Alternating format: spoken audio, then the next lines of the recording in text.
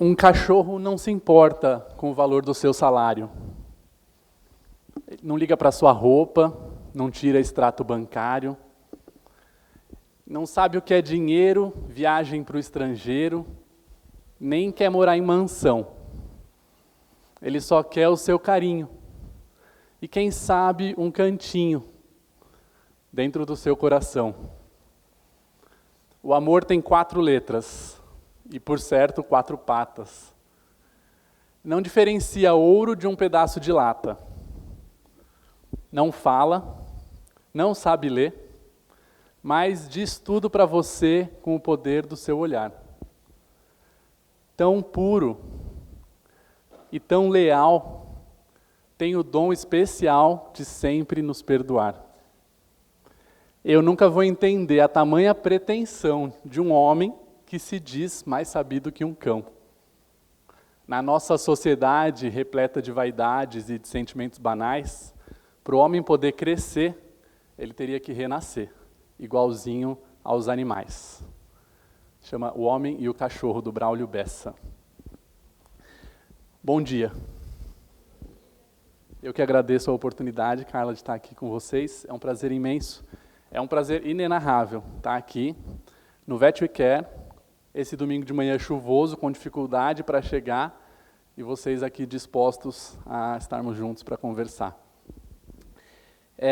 Eu preciso garantir que nós estaremos todos presentes, de corpo e de alma, aqui e agora, que é o único lugar e o único momento onde nós podemos fazer algo real. E aí quem já assistiu a aula minha sabe que eu gosto sempre de fazer alguma prática para que a gente possa estar com a mente e o coração abertos para receber a informação e para trocar. Então, nesse momento, eu gostaria de pedir, por gentileza, que vocês se levantassem. Vamos se movimentar um pouco, estica os braços, põe os braços para frente, põe os braços atrás da cabeça, joga lá para cima, dá aquela espreguiçada gostosa. Respira fundo, sente o ar entrando em cada alvéolo. E aí, assim, se movimentando e respirando, a gente vai mandando oxigênio para todo o nosso corpo e mandando oxigênio para o nosso cérebro. Mas atenção! Vocês precisam oxigenar os 2 lados do cérebro, ok? Não só o lado esquerdo, que a gente está muito acostumado a usar bastante, especialmente em eventos acadêmicos e científicos, como é o caso hoje, que é o nosso lado da razão, o nosso lado científico. Mas eu preciso que vocês ativem também o lado direito do cérebro, que é o lado da emoção, o lado da arte. Porque fazer medicina é isso. Fazer medicina é a gente juntar ciência e arte. E com o cuidado paliativo não seria diferente. Existe muita ciência por trás do cuidado paliativo. Milhares e milhares de papers são publicados anualmente para nos dizer a importância, o benefício que traz a aplicação dessa abordagem para os pacientes, trabalhos que nos dão diretivas de como ofertar um melhor fim de vida, como fazer esse trabalho de forma eficaz para garantir um bom fim de vida para o nosso paciente. Isso é medicina baseada em evidência.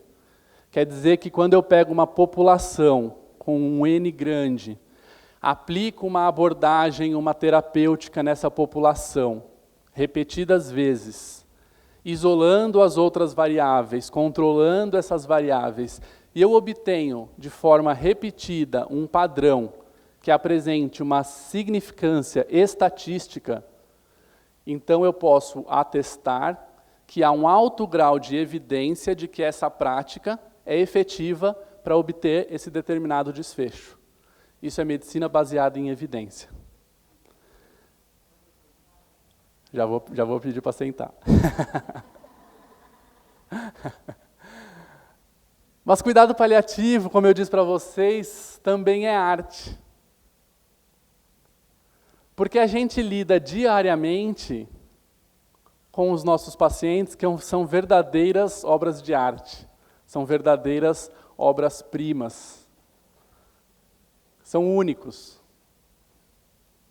E aí quando a gente está diante de uma obra de arte que é um ser único, ele não está lá no N do paper. E eu vou contar um segredo para vocês agora, cada um de vocês é único. Cada um de vocês é uma obra de arte, é uma obra-prima. Então agora você olha para a pessoa que está do seu lado e fala assim, você é único. Muito bom, podem sentar.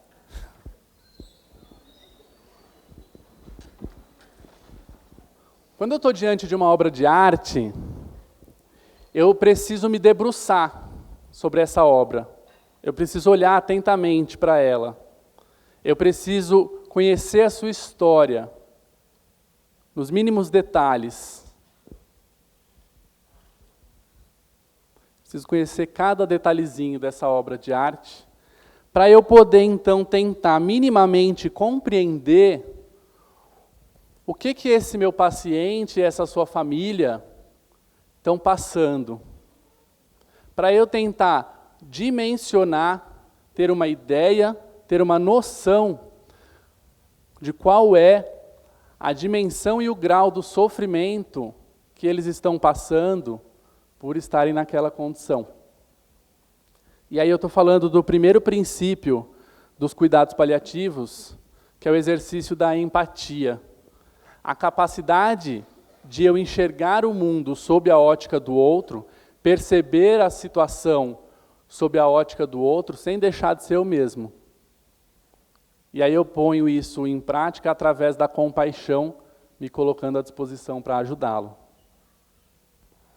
Então, como eu disse para vocês, o cuidado paliativo tem sim muita ciência, mas também não é uma medicina só baseada em evidência.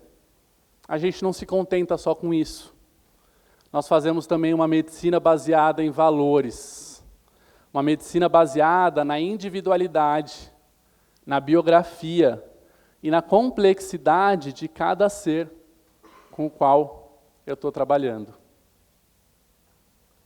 E aí eu vou poder, então, como eu disse para vocês, tentar compreender o que é estar passando por essa situação de uma doença grave, degenerativa, progressiva e que ameaça a vida daquele ser, que põe ele em sofrimento, não só ele, mas também toda a sua família que está sofrendo junto. A gente sabe muito pouco ainda, ao mesmo tempo muito e ao mesmo tempo pouco, sobre dor e sobre sofrimento. Nós conhecemos muito bem as vias neuroanatômicas, a fisiopatologia, a farmacologia, mas nós ainda sabemos muito pouco sobre o que é o sofrimento de despedir-se desse mundo ou despedir-se de alguém que nós amamos e que não veremos mais. Não há morfina, gabapentina ou qualquer outra molécula de sal que trate a dor da saudade de se separar de alguém que a gente ama. Então, quando a gente está falando de alguém que está com uma doença ameaçadora da vida, a gente está falando de deparar-se frente a frente com uma realidade da nossa vida, que é algo que faz parte da nossa vida, que é a finitude. A professora Maria Helena Franco, que é uma referência nacional e internacional em estudo de luto, uma vez disse em uma palestra, eu detesto palestra de cuidados paliativos que a pessoa começa falando a morte é a única certeza que a gente tem na vida.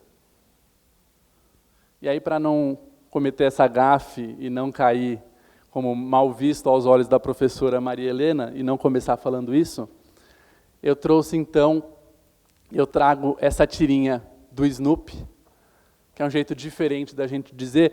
O Charlie Brown quase diz, né? Snoopy, um dia todos nós iremos morrer. Que é quase como dizer, a morte é a única certeza que tem na vida. Só que o Snoopy ele é paliativista. E aí o Snoopy diz, é verdade, mas todos os outros dias não. Todos os outros dias nós vamos viver, até o dia da nossa morte. E cuidado paliativo não é falar sobre morte, cuidado paliativo é falar sobre vida. Até porque vida e morte não são opostos. O oposto da morte é o nascimento. O nascimento e a morte fazem parte da vida. Mas a nossa sociedade ocidental, judaico-cristã, tradicionalmente, tem o mau hábito de evitar falar sobre o assunto da finitude ou da terminalidade. Estou falando alguma mentira? Lá vem aquele cara lá começar a falar sobre morte. Que coisa mórbida, credo. Bate na madeira. Numa postura muito infantil, né? Como uma criança que fecha os olhos, tampa a vista, e aí se eu não estou vendo, ela também não me vê. Então se eu não falo sobre a morte não chega para mim. A doutora Ana Cláudia Arantes, que é uma paliativista renomada no país, ela costuma brincar dizendo assim, olha gente, eu já estou falando sobre esse assunto há mais de 20 anos e eu ainda não morri, podem ficar tranquilos, que falar sobre morte não atrai. Por outro lado, não falar sobre a terminalidade e a finitude traz consequências drásticas para nós, enquanto pessoas e enquanto profissionais da saúde. Porque aquilo que eu não olho, aquilo para o qual eu não me preparo, eu não faço bem feito. Não é assim? Você vai fazer uma prova, você se prepara para fazer essa prova. Você vai fazer uma cirurgia, você faz um planejamento cirúrgico. Então, se a gente não olha para essa questão, a gente também não se prepara para essa questão. E aí, quando de fato a gente se depara com aquilo que é inexorável, que é a finitude, o fato de não estar preparados faz a gente viver esse momento de uma forma muito mais sofrida, porque a gente não teve tempo de organizar as coisas. Enquanto profissionais de saúde, a gente assume uma responsabilidade maior ainda de não saber lidar com a morte. Porque não encarar a morte como algo real para um profissional de saúde faz com que ele lute incessantemente e incansavelmente em qualquer situação, sempre contra a morte. Porém, às vezes, em algum momento vai chegar a hora em que essa morte é inevitável.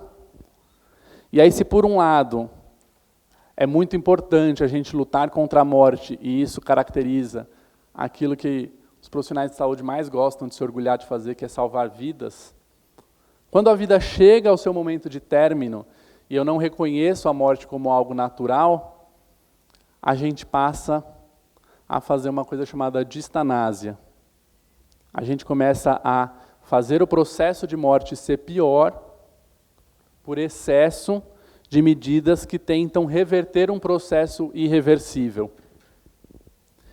E isso também está relacionado com a nossa forma de aprender saúde, a nossa forma de entender o binômio saúde e doença.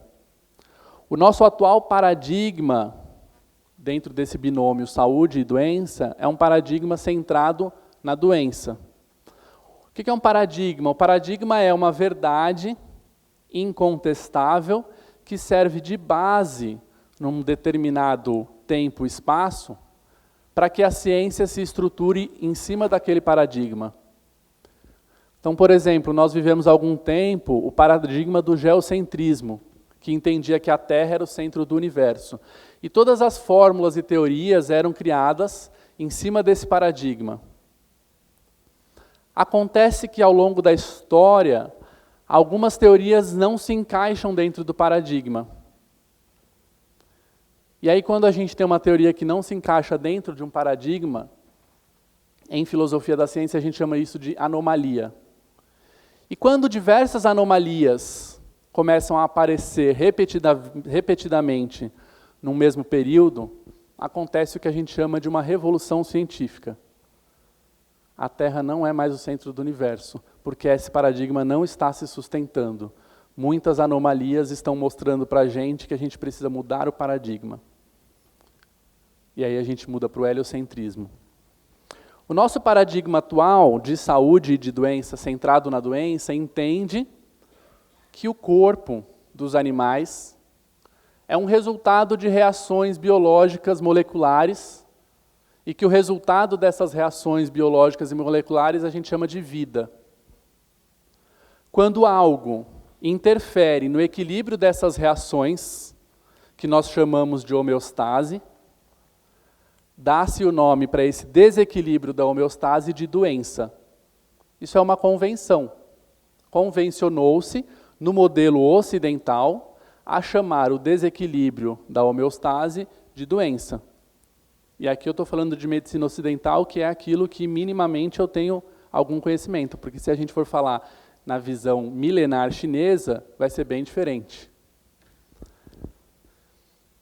E aí toda a nossa ciência se constrói em cima de identificar qual é a causa, qual é a etiologia que desequilibrou esse sistema e qual é a molécula ou o procedimento que eu vou usar para reverter essa causa e reequilibrar o sistema. Foi assim, pelo menos, que eu aprendi na faculdade. Não sei se para vocês foi diferente. Então, as aulas de clínica, a gente tinha doenças cardiovasculares, doenças respiratórias, doenças neurológicas, doenças endocrinológicas. Eu achava engraçado, porque eu estava no primeiro e segundo ano, e aí eu entrava no elevador, o pessoal assim, o Vinícius, fazendo veterinária, entrou na USP, me faziam diversas perguntas. É verdade que cachorro não sei o quê, gato não sei o que lá, o meu periquito? E eu falava assim, caramba, eu não sei nada sobre bicho. Eu estou aprendendo um monte de coisa sobre doença, eu sei muita coisa sobre as doenças do cachorro, mas eu sei muito pouco sobre o que é um cachorro. Então o nosso modelo se preocupa em entender doenças. E isso é muito bom e muito efetivo, e tem dado ótimos resultados. Entendam que eu não estou fazendo uma crítica, mas apenas uma observação que não é minha, na verdade. Então, se a gente for olhar lá no dicionário de termos médicos, está descrito: a medicina é a arte de conhecer as doenças, as afecções, as moléstias. Conhecer a sua etiologia, sua patogenia, seu diagnóstico, seu prognóstico, a sua terapêutica e a sua profilaxia. Não era assim que a gente aprendia lá na faculdade? Diagnóstico, prognóstico, tratamento, como prevenir. O Foucault, no seu livro Nascimento da Clínica, diz: a doença representa o objeto de atenção da medicina. É verdade. E, de novo, tem trazido ótimos resultados. O que a gente precisa tomar cuidado é que aí você se forma, cai lá no hospital veterinário para fazer residência, falando assim, vou salvar vidas. E aí você começa a atender um monte de paciente que tem insuficiência valvar crônica, doença renal crônica, endocrinopatias das mais variadas, sem cura, diabetes, hiperadreno, e câncer de todos os tipos. E aí você fala, caramba, o que a medicina menos faz é curar. E isso também não sou eu que estou falando. Há dados estatísticos de que a maioria das doenças da modernidade não tem cura. Algumas infecções a gente cura, né? Mas a maioria das doenças não.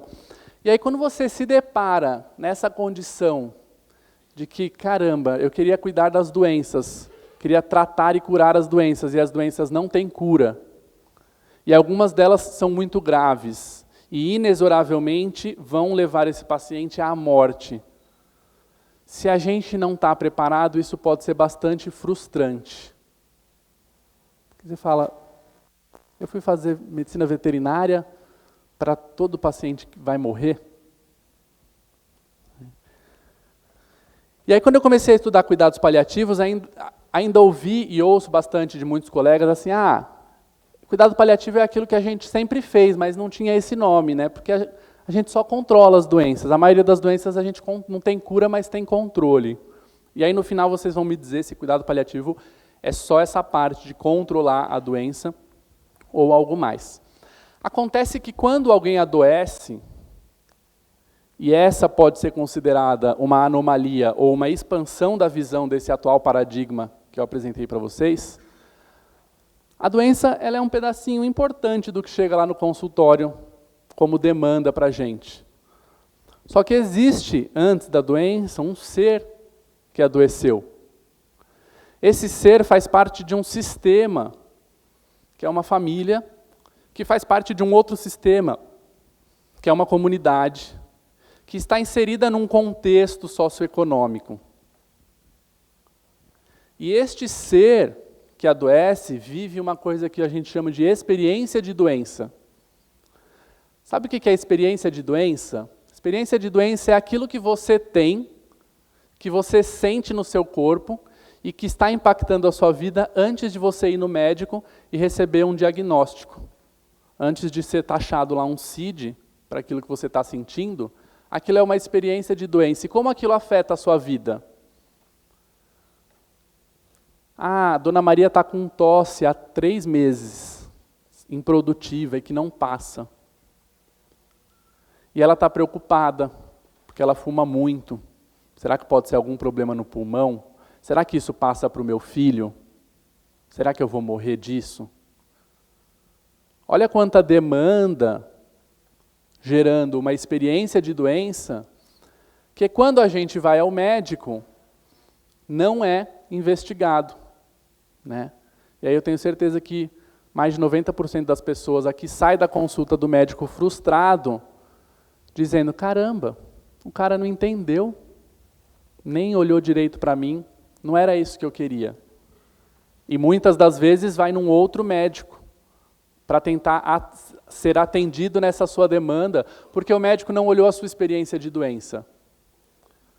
E eu arrisco dizer que os nossos pacientes, ou os nossos clientes, eles vêm sempre até nós em busca de uma resolução de uma experiência de doença. Afinal de contas, quem vem procurar a consulta não é o próprio doente. Então, a pessoa que traz o seu animal está trazendo porque aquilo tem algum significado para ela. Estou preocupado que pode ser grave, estou preocupado se vai gastar dinheiro, está sujando a minha casa, está me dando trabalho, estou com medo de que vai morrer. Será que pode ser a mesma coisa do outro animal? E a gente não aprende a investigar isso numa anamnese, com perguntas abertas, com escuta ativa. E aí a gente se põe para refletir, será que a gente está atendendo completamente as demandas? Agora, vejam só, por que eu estou falando sobre isso? Quando você atende um paciente em que a doença não tem possibilidade de cura, e especialmente quando essa doença avança para uma fase mais grave, e o paciente avança para o final da sua vida, o nosso método clínico totalmente centrado na doença vai se tornar menos eficaz como instrumento para nos ajudar no nosso atendimento. Por outro lado, um método clínico centrado no paciente, que agora se torna o foco principal mais do que nunca, vai ser muito mais efetivo. E isso aqui vocês não vão encontrar nos livros de cuidados paliativos. A gente está falando aqui de um método usado por médicos de família e comunidade, chamado método clínico centrado na pessoa, mas que pode ajudar muito a gente a boa prática da medicina, especialmente nos cuidados paliativos, quando eu estou falando de um paciente com uma doença grave, progressiva, inexoravelmente levará esse paciente à morte. E aí cuidar dessa doença é importante, sim, mas cuidar do ser que está doente se torna muito mais importante. Afinal de contas, o próprio conceito de saúde da Organização Mundial de Saúde nos diz, né? Saúde não é ausência de doença, mas sim o completo bem-estar físico, social, emocional e espiritual. Então, afinal de contas, o que é o tal do cuidado paliativo? Né? Ah, faz um paliativo aí, agora é só um paliativo. Ah, esse paciente é paliativo. A gente ouve de tudo. Se vocês saírem daqui hoje já usando a terminologia correta, eu fico feliz, que valeu a pena. Mas eu compreendo a gente falar errado, porque no Brasil, o termo paliativo tem um significado errôneo, pejorativo mesmo. É uma coisa do nosso país, que não existe esse significado pejorativo em outras línguas. Mas aqui, por muitos anos, no nosso inconsciente coletivo, sei lá, está incrustado a ideia de que paliativo é uma gambiarra, né? É um quebra-galho. Não resolve, é só um paliativo, né? Eu costumo dizer assim, essa mesa aqui está bamba, precisava trocar a mesa, viu? Mas não vai dar para trocar agora. Eu vou fazer um paliativo aqui. Vou botar um calço, é um paliativo.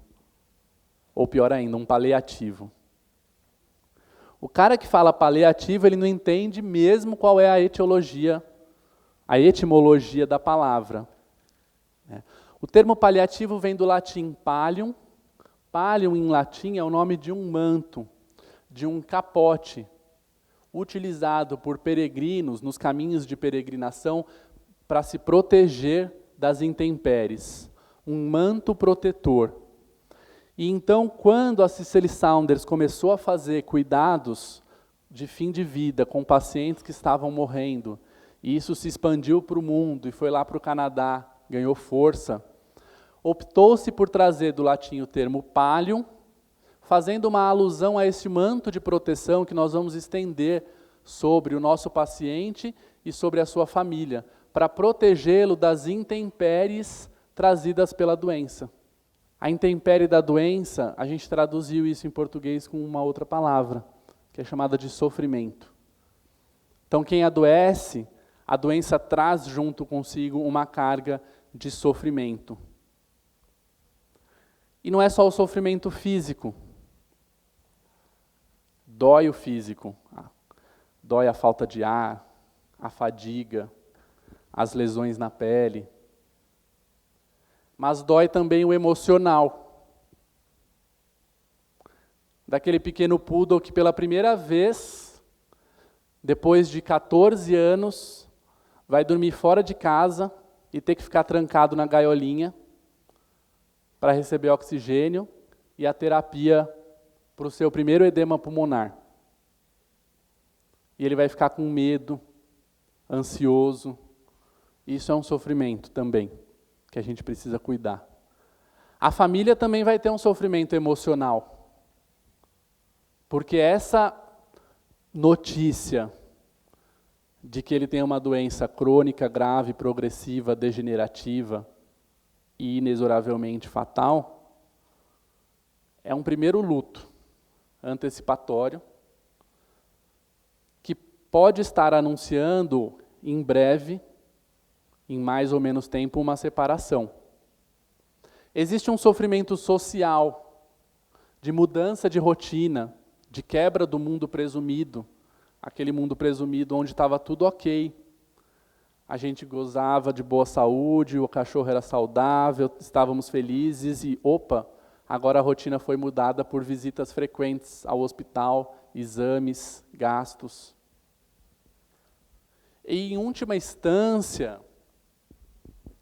essa conversa com essa visitante indesejada, que nos põe face a face com a realidade da finitude, que é uma visitante que a gente não queria receber, mas essa conversa faz a gente começar a pensar sobre algumas coisas no âmbito do sentido da vida. Por que ele precisa passar por isso? Não faz mal a ninguém, não fez mal a uma mosca, não merecia ficar doente, não merecia sofrer. Qual é o sentido disso? O sofrimento existencial ou espiritual, que diz respeito ao sentido da vida, essa dor não passa com morfina, não passa com gabapentina, mas dói. né? Eu brinco que depois do ano passado ficou mais fácil de explicar o que é a dor total, o que é a dor que não é física, depois da música de que um joelho ralado dói bem menos que um coração partido. Quem riu já sofreu de coração partido. Eu já sofri de coração partido. Dói. Parece que tem uma faca rasgando, né? Apertando o teu coração. E cadê as citocinas pró-inflamatórias, as vias da dor? Você toma dipirona e não passa. Paliar essa dor requer um conhecimento mais elaborado. Está vendo como fazer cuidado paliativo não é só controlar a doença? Estou falando alguma mentira de alguém não vive essa realidade de encontrar diariamente com pacientes e famílias que vivem essa situação? Então a gente vai percebendo que na verdade é uma demanda oculta que está aí presente o tempo todo em nós e nos nossos pacientes, clamando por algo. Como assim não há o que fazer? Vocês estudam tanto, tanto, tanto, e o máximo que você tem a me dizer é não há o que ser feito? Eu não admito isso. Há que se fazer alguma coisa. E aí a gente vai entender que para ser um bom paliativista, você precisa dar um clique no interruptor lá na cabeça e começar a enxergar as coisas de ponta cabeça. Mudar o jeito de enxergar o paradigma e passar a olhar para o ser.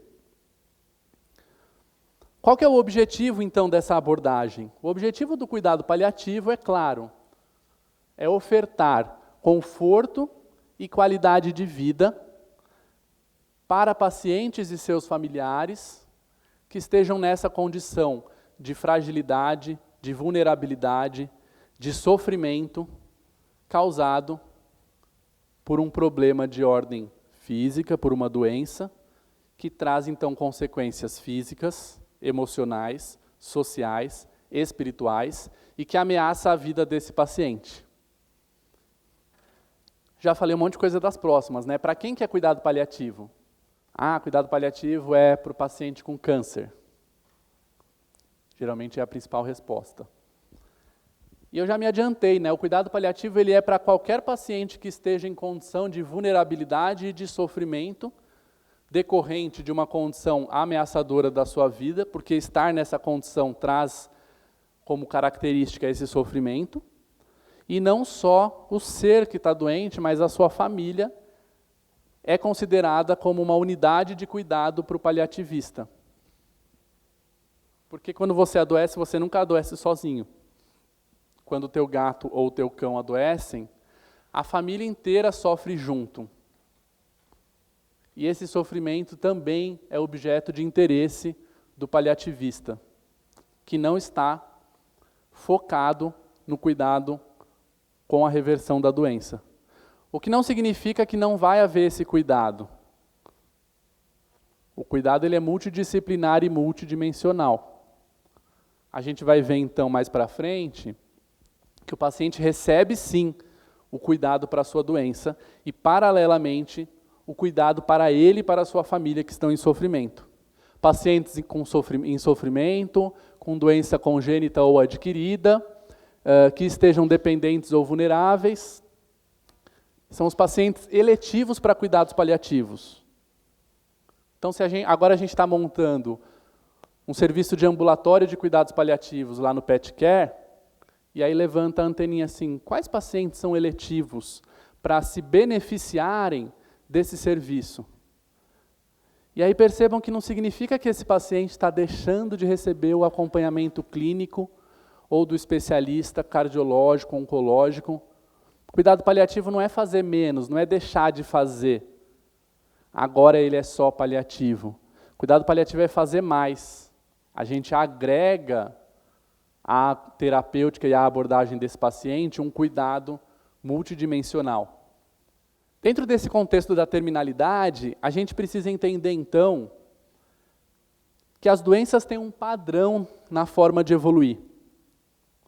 E isso aqui é só para mostrar para vocês que o cuidado paliativo não é só para o paciente oncológico. Então, nesses 3 gráficos que vocês estão vendo aqui, vocês vão ter a oportunidade de escolher agora o jeito que vocês gostariam que fosse o seu fim de vida, o jeito que você vai morrer. Na verdade, não vai dar para escolher, né? Dá para pensar como eu gostaria de que fosse. Na verdade, tem 4 formas. Uma delas não está aí, que é a morte súbita. Né? Caiu um meteoro aqui agora, em cima do auditório, todo mundo morre. Independente se estava doente ou não. Aí existem as doenças que têm um curso de evolução rápido, que são caracterizadas principalmente, mas não somente, pelas doenças oncológicas, que é esse primeiro gráfico aqui. Então, esse gráfico ele mostra uma curva de tempo e funcionalidade. Opa. Na vertical, funcionalidade. Na horizontal, tempo. O que é funcionalidade? Tem vários termos que, infelizmente, a gente deveria ter aprendido na graduação, e, infelizmente, não aprendemos. A funcionalidade diz respeito sobre a minha capacidade de deambulação, de realizar atividades básicas de vida diária, o quanto existe de expressão de doença em mim, de manifestação de doença, a minha capacidade de ingestão de sólidos e líquidos e o meu nível de consciência.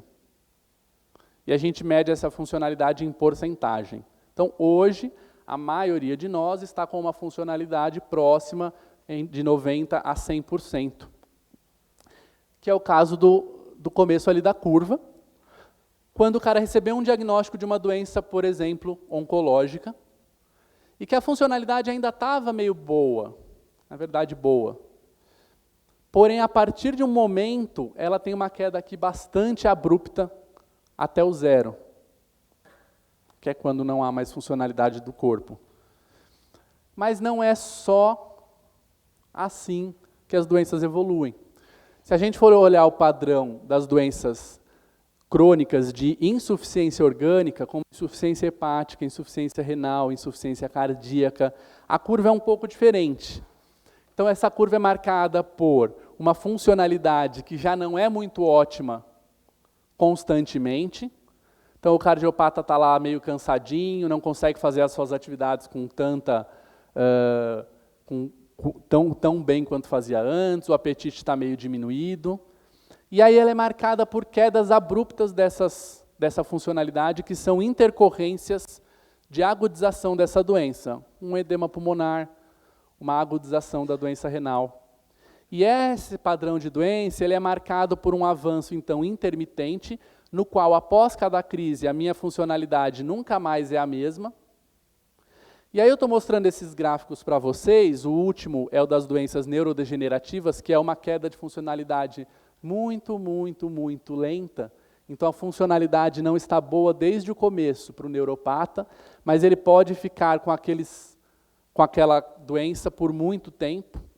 Isso para dizer que a finitude, o fim de vida de cada padrão de doença pode ser diferente. Mas todos esses pacientes se beneficiam nessa fase de fim de vida de uma abordagem de cuidado paliativo para cuidar do que é estar passando por tudo isso.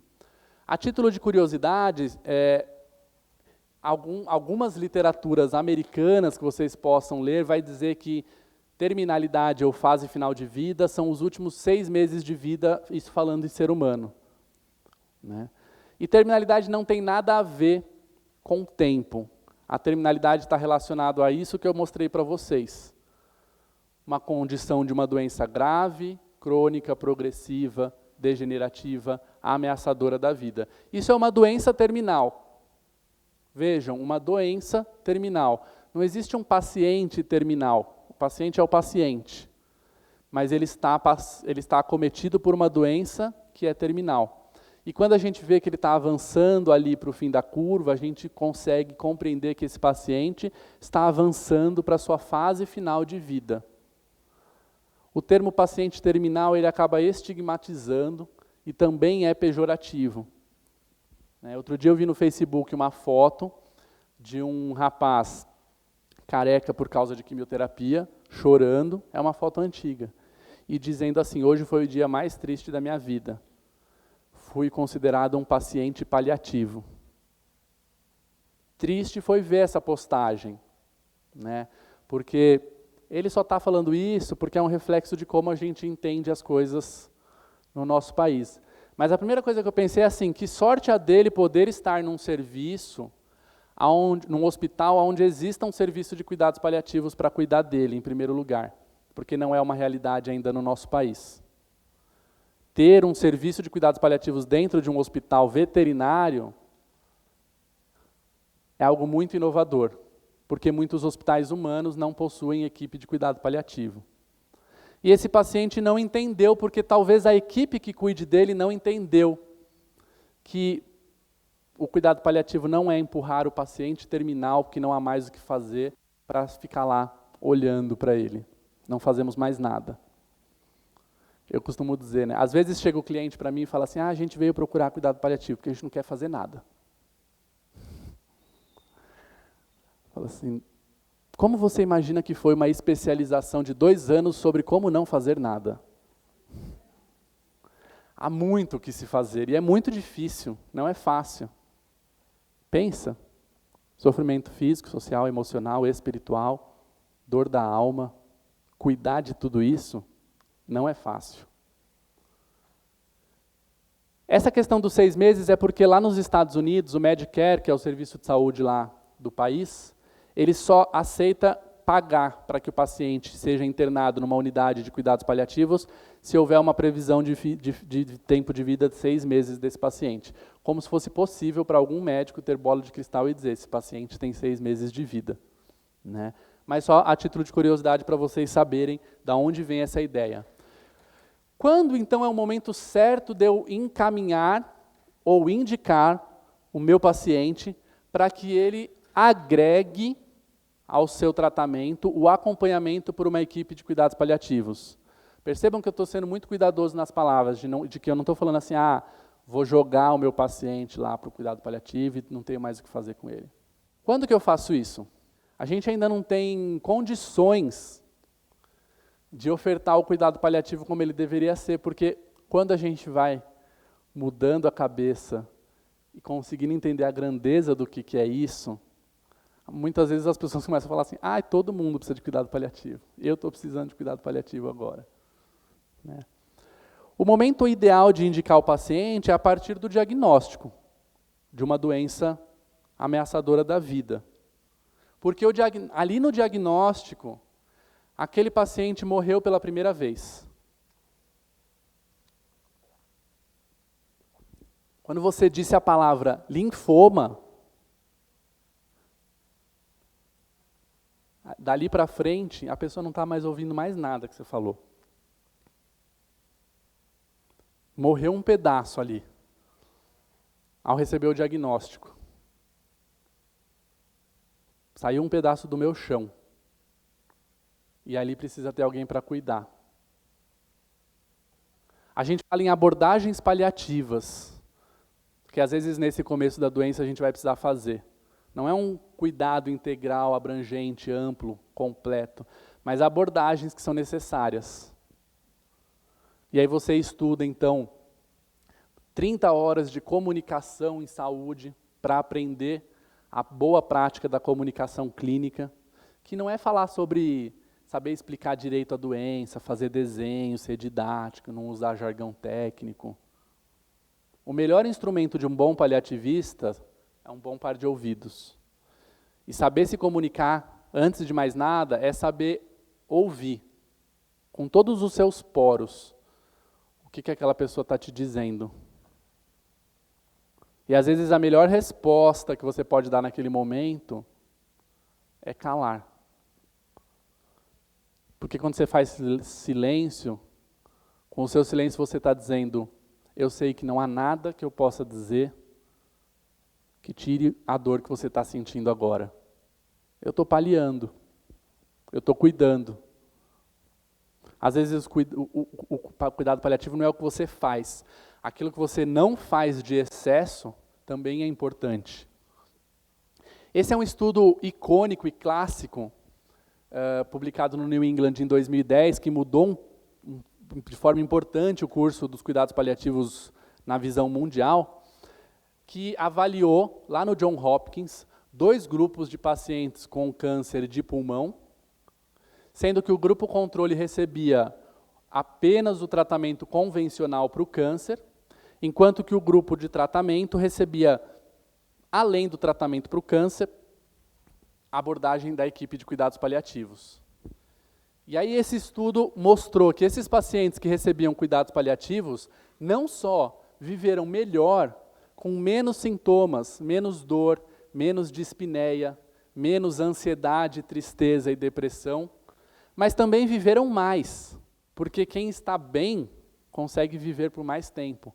Embora o objetivo do cuidado paliativo não seja acrescentar dias à vida do meu paciente, e sim acrescentar vida aos dias do meu paciente, indiretamente eles também viveram mais, cerca de 9 meses. Poder passar 9 meses a mais com o papai é bem especial, especialmente se ele estiver bem, sem falta de ar. Podendo aproveitar esse momento de deparar-se com a finitude para agradecer, para se desculpar, para perdoar, para dizer eu te amo. Poder ficar mais alguns dias com a Nina também é bem especial.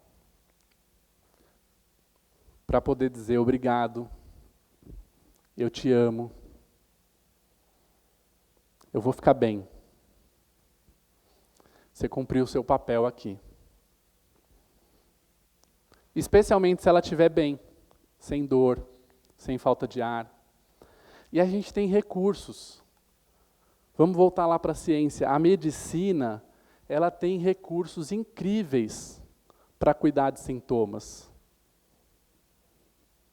Só que a gente fica na coisa do, o prognóstico é ruim, a doença é grave, vai evoluir mal, não vai ter o que fazer com a doença. Para de olhar para a doença nessa hora. Cada coisa tem o seu momento.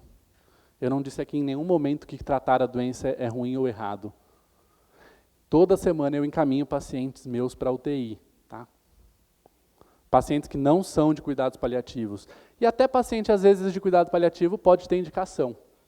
Mas o que eu estou querendo dizer é que se eu atendo um paciente que tem uma condição grave, reversível, uma pneumonia, que está tomando esse pulmão, e esse paciente vai se beneficiar de ir para a ventilação mecânica, porque aí com os antibióticos eu posso conseguir reverter essa pneumonia, e ele se cura, é lógico que eu vou indicar a UTI para esse paciente. E aí a gente está falando de um outro princípio importante da bioética e dos cuidados paliativos, que é o princípio da proporcionalidade. Não existe sim ou não uma resposta pronta para qualquer coisa. E o paliativista ele não é contra fazer encaminhamento para UTI, contra reanimar, contra fazer qualquer coisa. Mas ele é prudente em escolher aquilo que é proporcional para o meu paciente. Até quando eu ofereço cuidado paliativo? Quando que meu paciente recebe alta? Tem paciente que recebe alta, não é alta celestial. Porque tem paciente que está numa condição grave, ameaçadora da vida, e que vai receber cuidados paliativos, e a sua família vai receber cuidados paliativos, só que aquela doença curou. Um linfoma curou, aí ele recebeu alta. Agora tem paciente que eu vou acompanhar, esses são a maioria dos pacientes, eu vou acompanhar eles até o dia da sua morte. Mas não acabou aí. Lembra que eu falei para vocês que a família é uma unidade de cuidado? Então a equipe de cuidado paliativo acompanha também essa família no pós-óbito durante o seu luto. E oferta suporte emocional para esse momento de luto. Então esse aqui é um gráfico que a gente poderia fazer uma aula inteira em cima dele, uma pós-graduação inteira em cima dele, que mostra como que é, o que são cuidados paliativos, então. Então vejam, eu falei tudo isso aqui para vocês. Essa curva mostra evolução de tempo do diagnóstico até a morte do paciente. Esse é o tempo que o paciente está com a gente e esse é o tempo que a família está com a gente. Como eu disse para vocês, ao momento do diagnóstico, aqui está escrito cuidados curativos. As medidas modificadoras do curso da doença, ou seja, a terapia que eu faço para retardar ou até mesmo curar essa doença, recebe a maior importância. A quimioterapia, o tratamento para insuficiência cardíaca, a cirurgia, ocupam o maior espaço ali do gráfico. Mas já existe um pouquinho ali de cuidado paliativo, como eu falei, que pode ser necessário, e cada caso é um caso. Nenhum gráfico representa exatamente a realidade, porque a vida não é essa linha reta. Mas o que é importante a gente entender aqui, que antigamente essa linha, que pelo menos agora já é diagonal, que antes era assim. E tem muita gente que ainda entende assim, tem muita gente que está lá no ano 80, 90. Até aqui é cuidado curativo. Daqui para frente não há mais o que ser feito, é cuidado paliativo. E não é assim. Percebam que aqui, enquanto o cara que não enxerga cuidado paliativo, ele está dizendo assim, não, nós temos muito para fazer por você, nós vamos fazer a cirurgia, o tratamento e tudo.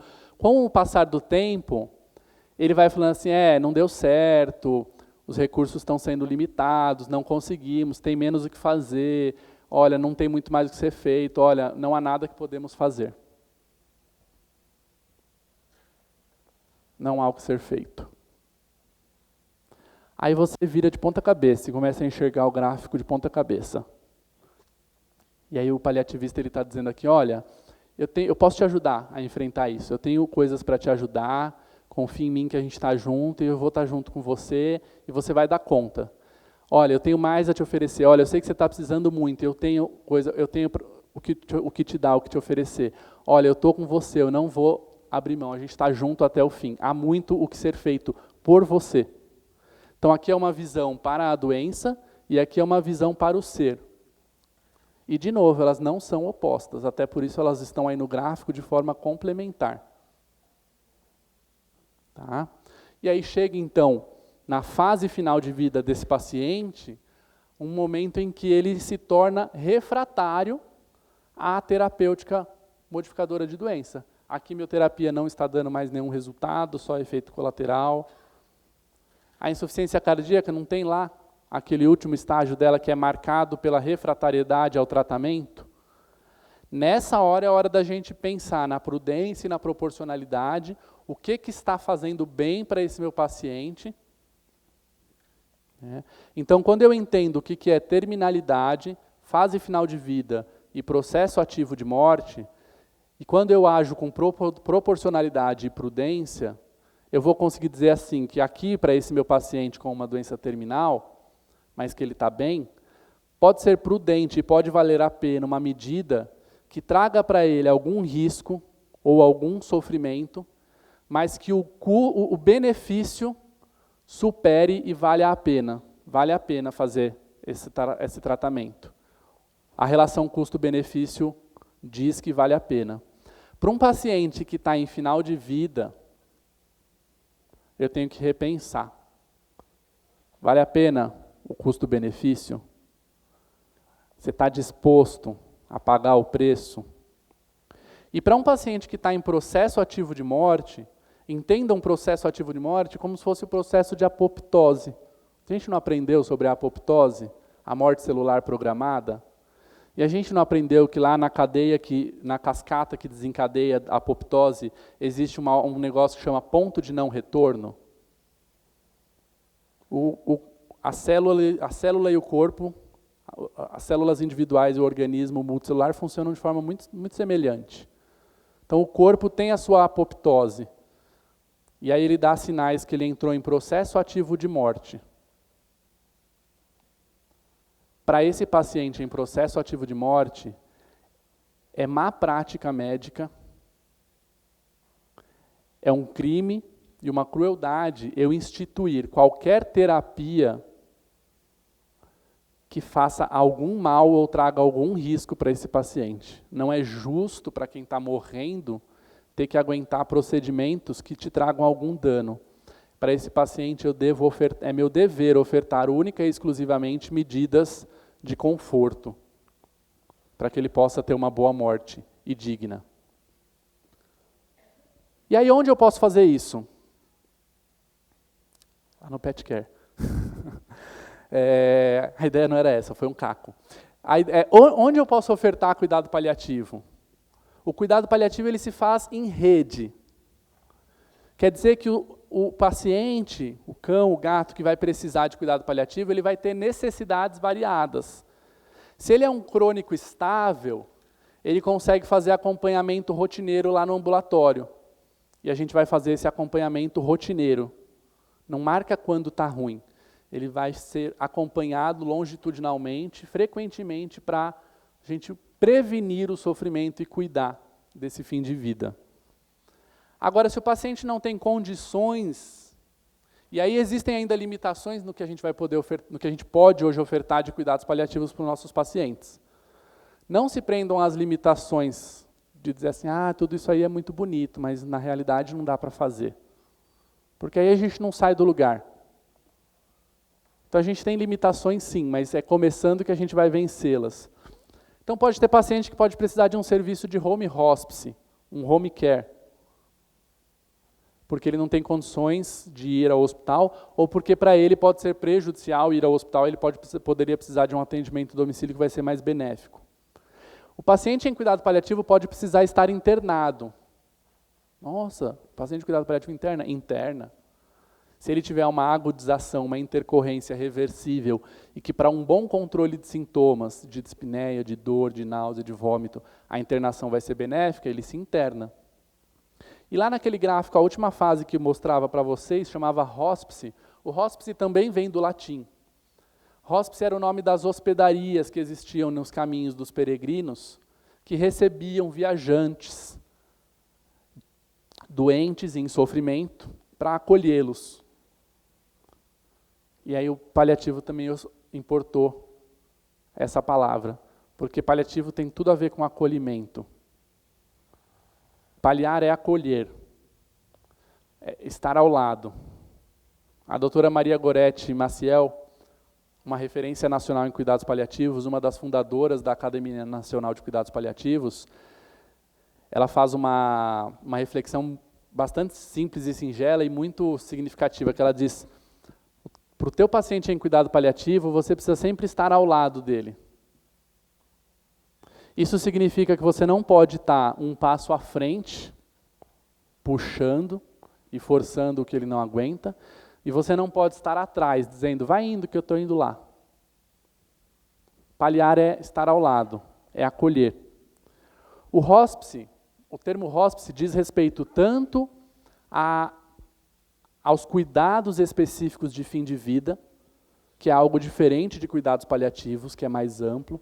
Os cuidados de fim de vida referem-se a um momento específico, que é a fase final de vida desse paciente, e que são cuidados diferenciados. E o hospice pode ser também o lugar onde esse paciente vai se internar para receber esse tipo de cuidado. Então, essas são as modalidades que compõem uma rede onde o paciente pode receber cuidados paliativos. E aí, eu finalmente conceituei para vocês o que são cuidados paliativos. Vamos começar a palestra. Tá bom?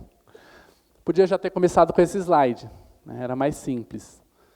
Mas a gente construiu esse entendimento, que é isso aqui, ó, que a Organização Mundial de Saúde definiu em 92, depois revisitou em 2002 e revisou por último agora em 2017. Ela diz assim, o cuidado paliativo é uma abordagem que melhora a qualidade de vida dos seus pacientes e dos familiares quando eles enfrentam problemas associados a doenças que ameacem a sua vida. Como que isso é feito? Prevenindo e aliviando o sofrimento. Como? Através de uma identificação precoce. Então, lembra que eu falei, a indicação do paciente para o cuidado paliativo não é aquele paciente que está morrendo, não tem mais o que fazer, essa pessoa não aceita, ela ainda não entendeu, vai lá para o cuidado paliativo. Você perdeu uma grande chance de fazer muito melhor por esse paciente, se você não fez a indicação precoce. E aí vai ser feita, então, uma avaliação correta desse paciente para ofertar o melhor tratamento da dor, bem como de outros problemas de ordem física, que acometem o ser no seu final de vida. Então, dor, dispneia, náusea, vômito, constipação, diarreia, lesões cutâneas, mau odor. Tem uma paciente que eu atendi recentemente com um diagnóstico de linfoma cutâneo. E a tutora é dermatologista humana. E aí, a minha primeira pergunta na anamnese nunca é assim, né? O que que ele tem? A minha primeira pergunta na anamnese é: como eu posso te ajudar? E o que você espera de mim? Quando a gente fala lá do método clínico centrado na pessoa, é importante eu entender quais são os sentimentos, as ideias que a pessoa tem a respeito do que está acontecendo, como aquilo afeta a funcionalidade da sua vida e quais são as expectativas que a pessoa tem. E aí, se vocês começarem a exercitar essa prática de perguntas abertas, que não estão lá na nossa anamnese tradicional que a gente aprendeu na faculdade, que é muito boa, mas que vai além do há quantos dias, por quantas vezes por dia, tem sangue, não tem sangue, e tentar entender de forma mais completa. E aí eu pergunto: o que você espera de mim? Vocês vão perceber, se a experiência de vocês for semelhante à minha, que mais da metade das vezes, aquilo que eu gerava de conclusão e de necessidade, de demanda, de expectativa, como resultado da minha primeira consulta, na maioria das vezes não é a mesma coisa que era a demanda e a expectativa daquela pessoa. Às vezes a pessoa fala assim: Vinícius precisa conversar com fulano, ele não entendeu. Aí eu já penso assim, né? Provavelmente quem não entendeu foi você, mas vamos lá conversar. E aí você vai ver que realmente a gente tem uma falha na comunicação para poder ouvir. E às vezes a expectativa daquela pessoa, ela já entendeu que vai morrer. O pessoal adora falar da negação, né? Está em 5 fases do luto. Negação, raiva, barganha, depressão, aceitação. Que já é uma teoria que está bem reatualizada também, que não é essa coisa linear. Mas o pessoal adora falar assim, quando está aprendendo a estudar luto, está em negação. Ela não está em negação. Ela sabe já o que vai acontecer. Vejam, quando você quer negar receber uma notícia, é porque você sabe que a notícia vai ser ruim. Se eu tiver uma carta aqui para dizer assim, para dizer que você ganhou na loteria, né? Você quer saber a notícia? Você vai falar: não, não quero saber, guarda isso para você. Não, é óbvio que você quer saber se a notícia for boa. Quando você está em negação, na verdade você não está negando, você já sabe. Só que às vezes não é negação. Já aconteceu comigo. Doutor, eu preciso, ou eu gostaria, que ele ficasse aqui com a gente até o meu irmão voltar da Europa para ter a chance de se despedir. Vocês percebem que essa pessoa não está negando a morte? E aí entram questões bem complicadas, né? Porque assim, vai ventilar, não vai ventilar. Um pulmão tomado de metástase. Não tem a menor indicação de eu botar esse paciente na ventilação mecânica, porque ele nunca mais vai sair da ventilação mecânica. Diferente do paciente lá que eu falei da pneumonia. Então a gente tem que ver o que é prudente e o que é proporcional. Agora uma pessoa me diz uma coisa dessa. Outro dia eu estava assistindo uma aula da Ana Cláudia, e aí uma pessoa na plateia falou assim: agora eu assisti sua aula, eu estou aqui injuriada, porque meu pai tinha câncer de pulmão, estava tomado, e aí ele estava com dispneia, e aí entubaram ele. E agora eu estou vendo que eu aprendi que a melhor coisa não era ter entubado, que deviam ter paliado, controlado a dispneia de outras formas, para ele ter uma morte digna, e não na UTI. E por que a questão da UTI? De novo, né, eu falei para vocês que o paliativista não é contra a UTI. Só que hoje o nosso modelo de saúde hospitalocêntrico faz com que a gente ache que a morte sempre tem que ser no hospital, e na maioria das vezes, para nós humanos, a morte é na UTI. Com a vovó desfigurada, inconsciente, sem a sua aliança, sem a sua dentadura, sem o seu óculos, sem o seu santinho, sem a sua autonomia e a sua consciência, sem a possibilidade de dizer obrigado por tudo, e sem a oportunidade de ouvir: vó, Você fez o seu papel. Vai em paz que eu vou dar seguimento ao seu legado. Porque ela foi entubada e ela está lá na UTI. Casos e casos. Tá? Mas é só para a gente refletir se existe um único jeito de fazer as coisas. E se sempre esse é o melhor caminho. Já fiz vários desvios da fala, né? Eu estava lá no linfoma cutâneo. E aí a tutora falou assim, eu sou dermatologista, eu sou médica, eu sei o que é um linfoma, eu sei que ela vai morrer, eu sei que não tem cura. Só que eu já pinguei de veterinário em veterinário porque eu quero cuidar dessas feridas, porque ela está ótima, só que está insuportável viver com esse cheiro. Quando eu perguntei para ela o que te trouxe aqui, o que você espera de mim, ela falou, foi por isso que eu busquei um especialista em cuidados paliativos no Google, e aí eu vim aqui. A gente tem estudos em cuidados paliativos para tratar a ferida. A gente tem classificação do odor dessa ferida em grau 1, 2 e 3, e aquela cliente estava me dizendo que aquela ferida tinha um grau de odor número 3, que é classificado como um odor nauseante, que empesteia o ambiente e que ninguém consegue ficar lá dentro. E aí você sabe o que é você viver com a cachorra que você ama, que você amou a vida toda, só que você está sentindo raiva de si mesmo porque você não consegue ficar perto dela, e não consegue receber gente em casa porque parece que você não cuida? Era isso que ela queria que cuidasse. E a cachorra estava bem. E aí eu falei para ela assim, há recursos para a gente cuidar disso. Então a gente pode fazer um gel tópico de metronidazol, que vai controlar a proliferação dessas bactérias aí na pele que produzem esse gás que traz o mau cheiro. A gente pode fazer um curativo com carvão ativado que vai absorver esse odor. E aí uma semana depois eu liguei para ela, ela falou assim, doutor, o odor sumiu. Era isso que eu queria. Então outros problemas de ordem física, bem como os problemas psicossociais e espirituais que eu falei para vocês. E aí, quem tem aí a veia paliativista já deve estar pensando, nossa, que ótimo, que legal, fazer isso aí é bem interessante e tal.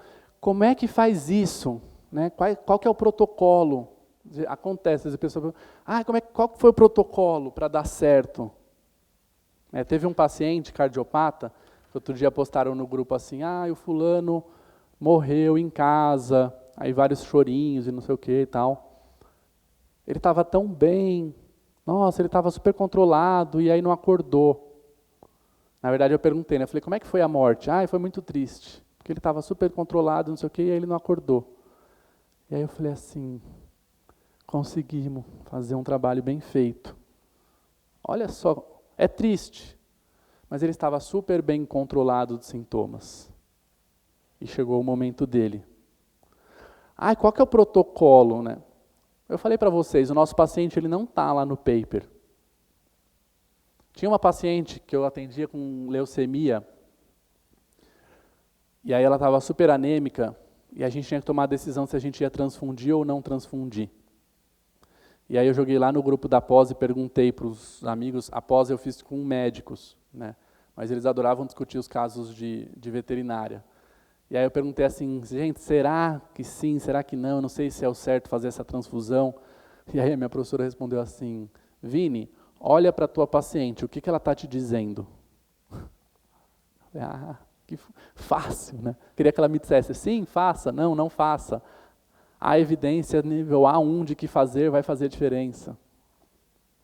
Quando ela está me dizendo, olha para a tua paciente, ela está dizendo, entende a biografia, a complexidade, a história da doença, a fase na qual ela está, a história pregressa, o que já foi feito de tratamento, o que a família espera, o que a família deseja, o que a família está disposta. Isso é ouvir para tomar uma decisão compartilhada junto com a família. Então, se não faz protocolo, você faz como, né? Como é que você trabalha todo dia? É difícil. Mas tem alguma coisa para guiar a gente. A gente diz que não é uma medicina de protocolos, mas é uma medicina de princípios. Então eu já falei um pouco para vocês da importância de conhecer a biografia de cada paciente. Eu tenho aqui algumas fotos de pacientes em seus últimos dias de vida, na praia, na rede. E é para dizer que assim, então o jeito de morrer bem é vai para a praia. O jeito de morrer bem é dorme na rede. E aí não tem protocolo, é a biografia de cada um. O Random adorava a praia. E aí no dia que a tutora identificou, ela falou assim, eu sei que é hoje. Ela botou ele no carro e correu com ele para a praia. A Bianca era renal crônica, e aí o tutor me falou assim, ela detesta tomar soro, é muito difícil e tal. Eu falei para ele, e o que ela ama de paixão? Ele falou, ela ama ficar na rede, deitar na rede. Eu falei, e se a gente juntar uma coisa que ela detesta com uma coisa que ela ama, vamos fazer o soro na rede. E deu super certo. E aquela foto, eu passo rápido, porque assim, eu tenho autorização para mostrar, mas eu não tenho autorização para vocês fotografarem. Tá? É o dia que ele sentiu, ele era na época residente lá no HC, em medicina de família. Ele é médico, fez medicina de família e cuidados paliativos, tem interesse em cuidados paliativos. E aí ele queria a abordagem para a gata dele. Aí ele falou assim, eu não fui para o hospital naquele dia, e eu fiquei com ela a tarde toda, deitado na rede com ela no meu colo, porque eu senti que era o último dia dela.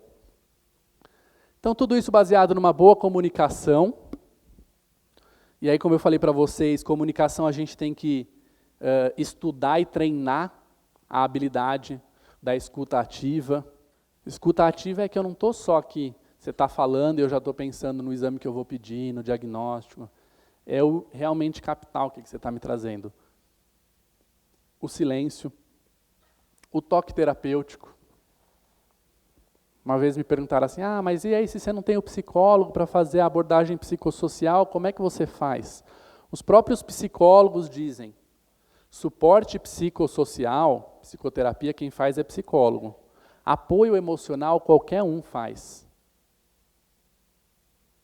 Pegar na mão. Pôr a mão no ombro.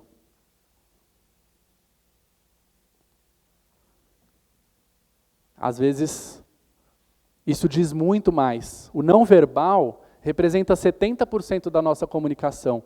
Então, se eu faço isso aqui, eu não preciso falar nada.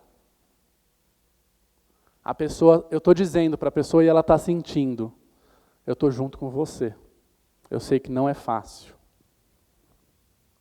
O nosso não verbal diz muito mais do que o nosso verbal. E aí, como eu falei, né, não é uma medicina de protocolos, é uma medicina de princípios. Então, existem princípios que regem a nossa prática, que eu já falei deles para vocês, eu vou passar rapidamente, porque eu já falei de todos eles e vocês acham fácil na literatura. Então, o primeiro princípio, que na minha opinião metida deveria ser o segundo princípio dos cuidados paliativos, e o segundo deveria ser o primeiro princípio diz que cuidado paliativo promove alívio de dor e de outros sintomas. Então, controle exímio de sintomas faz parte do cuidado paliativo. E aí o segundo princípio, que na minha opinião devia ser o primeiro, porque foi a nossa conversa lá do começo da minha fala, né? O cuidado paliativo afirma a vida. Então eu disse para vocês que fazer cuidado paliativo não é a apologia da morte, mas sim dar vida aos dias, porém reconhecendo a morte como um processo normal. Porque aí se eu reconheço a morte como um processo normal, eu consigo exercer o terceiro princípio, que é de não precisar me desequilibrar e me desestruturar e sentir que eu tenho que fazer alguma coisa contra a morte. Acelerar, postergar, a morte ela acontece. Ela é um processo normal da vida. E um dos princípios do cuidado paliativo é de não acelerar nem postergar a morte, que são conceitos que alguns a gente já conhece bem, né?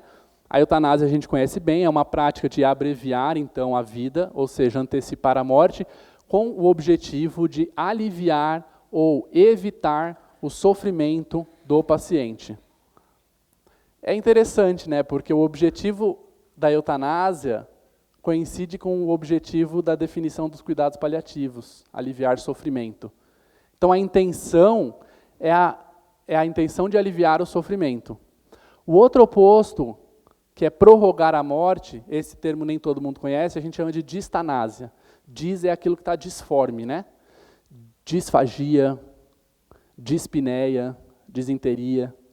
A distanásia é uma morte disforme, é uma morte que está errada. Porque instalou-se um processo ativo de morte nesse organismo e eu estou lutando contra essa morte. Através de métodos invasivos, artificiais, que vão manter o corpo vivo, mas não há mais vida. Isso aqui é causar sofrimento, isso aqui não é aliviar o sofrimento. E existe a ortotanásia, que é quando um paciente com uma doença em estágio terminal recebe pelos profissionais envolvidos em seu cuidado uma morte natural e sem sofrimento, que dispense a utilização de métodos de prolongamento da vida artificiais e invasivos. Vejam, a distanásia ela é inadmissível tanto na prática veterinária quanto na medicina humana. É considerada má prática médica, embora muito se faça distanásia na nossa realidade. Eu acredito que, pelo fato da eutanásia ser uma possibilidade ética, legal, normatizada na prática da medicina veterinária, embora a gente saiba que, infelizmente, nem todos seguem critérios e rigores técnicos e éticos, né? Mas ela é uma possibilidade na veterinária, e aí a gente tem visto, então, acontecer muito os dois opostos. Na medicina humana, a maioria das mortes é através da distanásia, na medicina veterinária, a maioria das mortes é através da eutanásia. A gente tem pouca experiência com a ortotanásia, que é a morte natural. E a possibilidade de desenvolvermos na medicina veterinária melhores estruturas e condições para a oferta dos cuidados paliativos nos levará para a possibilidade de ter mais desfechos na linha do meio da ortotanásia. Que a gente ouve isso de muitos, né, e de nós mesmos. Ah, é uma decisão que eu não queria ter que tomar.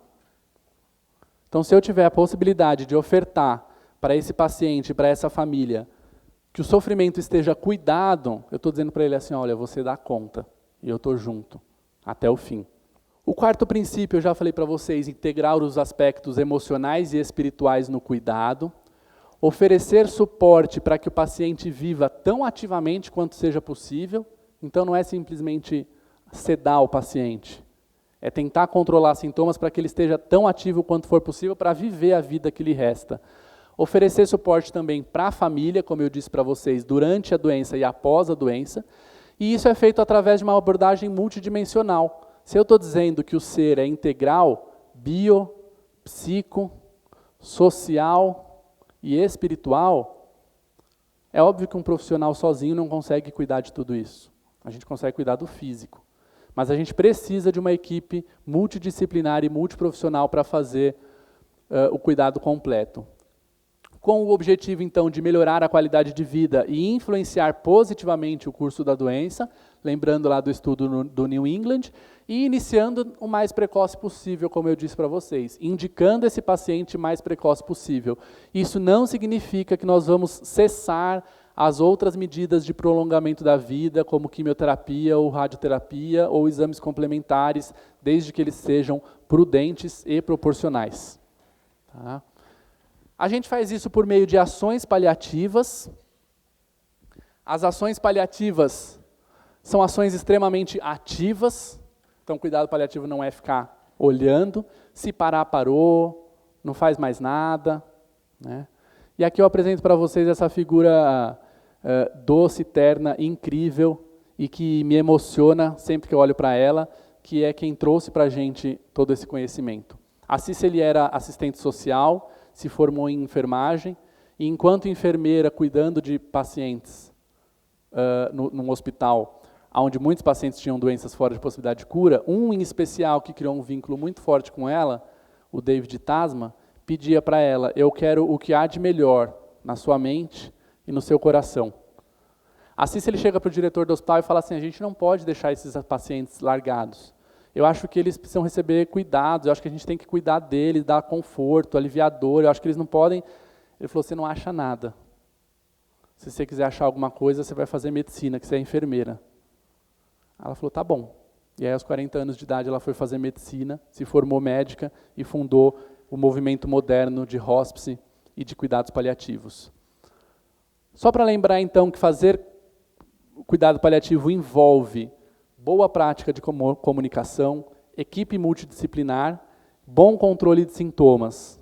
Tá? Passei ali a parte de dor. Para a gente lembrar que fazer controle de sintoma requer conhecimento exímio. Olha só a fisiopatologia só do vômito, quanta coisa envolvida. Quantos receptores lá no trato gastrointestinal, na zona do gatilho quimiorreceptor e no aparelho vestibular. Tratar todo o vômito é igual?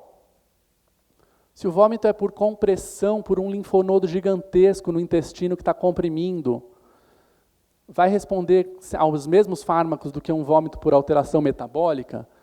Não. E aí esse paciente, então, ele pode receber, por exemplo, uma cirurgia paliativa? Pode. Uma cirurgia com o objetivo de oferecer alívio e conforto aos sintomas. Lembrando de cuidar da higiene, da nutrição, o tratamento de feridas. Olha quanta coisa para se fazer por aqueles por quem não há mais o que ser feito. É irônico, né? Eu preciso saber fazer uma avaliação exímia do meu paciente. Pesquisem na internet, quem quiser eu passo, existem escalas na área de cuidados paliativos para a gente fazer uma boa avaliação. Essa é uma delas, que é a escala de avaliação de sintomas de Edmonton, que é como se fosse uma escala visual numérica da dor para outros sintomas, e a escala de avaliação de performance, o PPS, que guia muito a gente na tomada de decisões. Lembra que eu falei da funcionalidade? Essa escala é para medir funcionalidade do meu paciente. Um paciente que tem funcionalidade de 100% e está no começo da curva, e um paciente que tem funcionalidade de 30% e está mais para frente na curva, não tem a mesma indicação de receber ou não alguma terapêutica.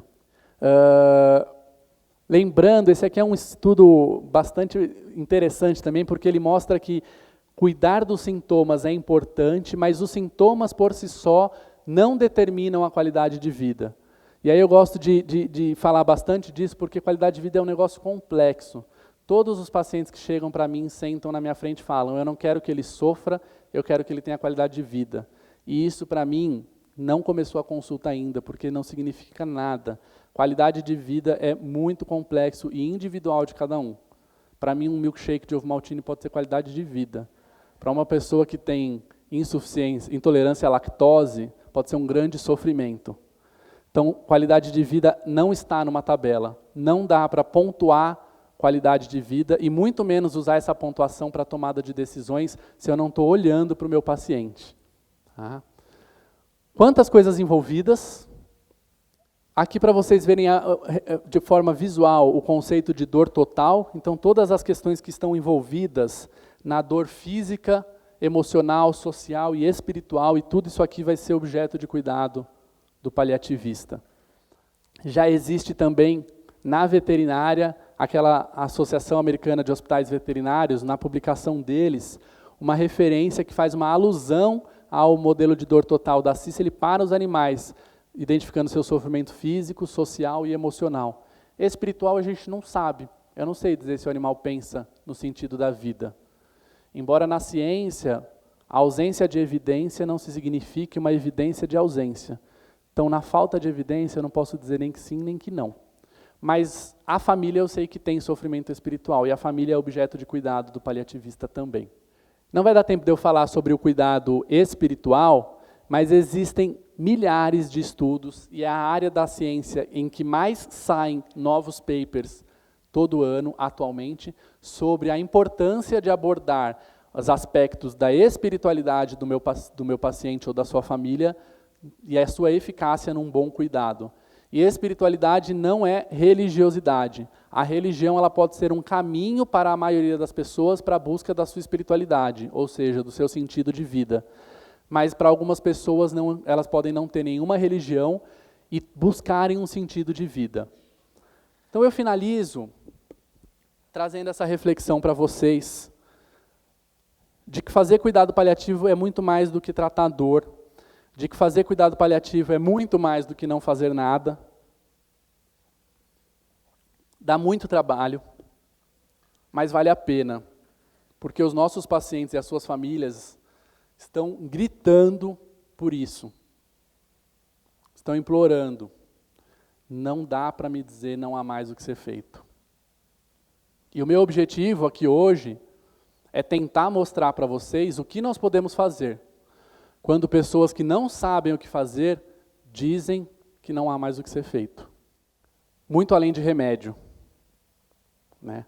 Então, para a dor física, a gente tem a morfina. Mas, como eu falei para vocês, para a dor da alma, a morfina resolve? Morfina não resolve. Mas a gente tem um outro remédio que a gente pode usar. Juntem a ciência e a arte. O melhor que há na sua mente e o melhor que há no seu coração, para que a gente possa cuidar dos nossos pacientes de forma cada vez melhor. E aí eu finalizo, então, com a frase da Cicely sempre, que diz assim: eu me importo pelo fato de você ser você. Eu me importo até o último momento da sua vida. E nós faremos tudo o que está ao nosso alcance, não somente para ajudar você a morrer em paz, mas para que você possa viver até o dia da sua morte. Obrigado a todos pela atenção e eu fico à disposição para a gente conversar. Gente, após essa palestra, eu queria só falar algumas coisas para você. Tem gente que vai querer ter perguntas, mas assim, durante todos esses 40 anos de veterinária, se eu tivesse os cuidados paliativos antes, muita coisa na minha vida como clínica, que eu não sou mais, teriam melhorado. A gente se envolve muito com a vida dos nossos pacientes. Muitas vezes a gente, nesse momento, não consegue a palavra e o direcionamento porque a gente está envolvido. Muitos dos meus colegas, hoje em dia, com 40 anos de formada, que nem eu, muitas vezes não querem nem mais ouvir falar de clínica, de tanto que a gente sofreu nos momentos da perda e da separação. E ainda tem um lado, que é o lado muito difícil, que você fez tudo perfeito para aquele paciente a vida inteira, mas no momento de se despedir, o proprietário, ele quebrou o vínculo emocional com você, lá ele não volta mais. Ou muitas vezes ele fala que ele não volta mais no seu hospital porque ele tem tristes notícias. Uma coisa muito ruim é quando a pessoa fala: eu amei, mas eu nunca mais quero ter um bicho de novo. Então, isso acho que é um motivo de reflexão para vocês. E eu acho que a vinda dos cuidados paliativos no Pet Care vai ser uma coisa super bacana, porque talvez vai dar uma chance nova de a gente lidar com esse problema. E também de a gente se preservar, porque talvez vai ter uma pessoa também ajudando a gente com o nosso paciente. Muito obrigado, para mim foi muito construtivo na parte da eutanásia, ortoeutanásia também. Eu gostaria de deixar só vocês ainda fazerem umas perguntinhas e a gente vai para o intervalo. Mas parabéns. Todo esse processo que você...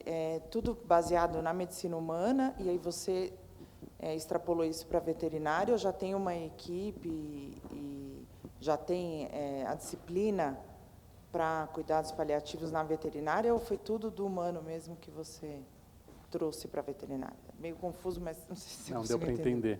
Eu estava falando aqui com a Carla, que eu me emocionei de ouvir a fala dela, porque o cuidado paliativo, ele foi um oásis para mim na medicina veterinária.